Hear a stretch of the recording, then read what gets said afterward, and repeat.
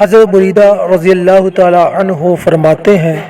کہ حضور سرور کائنات صلی اللہ علیہ وسلم خطبہ دے رہے تھے کہ حضرت امام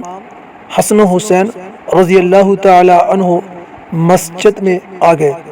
اور سیدھے منبر کی طرف یعنی نانا جان کے پاس جا رہے تھے، اور دونوں نے سرخ رنگ کے دھاری دار قمیض پہنے ہوئے تھے،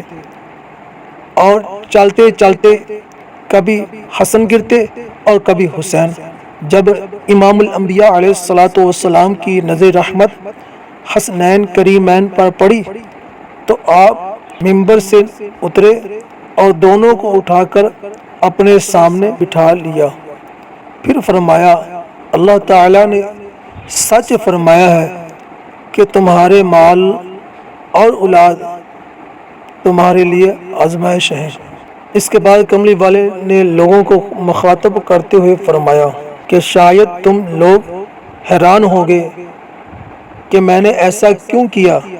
اس لیے کہ جب میں نے دیکھا دونوں شہزادے آ رہے ہیں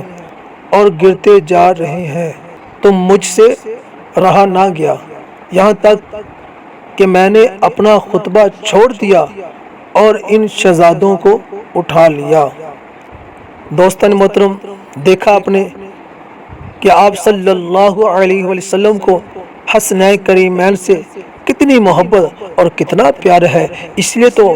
آپ صلی اللہ علیہ وسلم نے ارشاد فرمایا حسین منی وانا من حسین، حسین مجھ سے ہے اور میں حسین سے ہوں۔ احب اللہ من احب حسین، اللہ تعالی اس سے محبت کرتا ہے جو حسین سے محبت کرتا ہے۔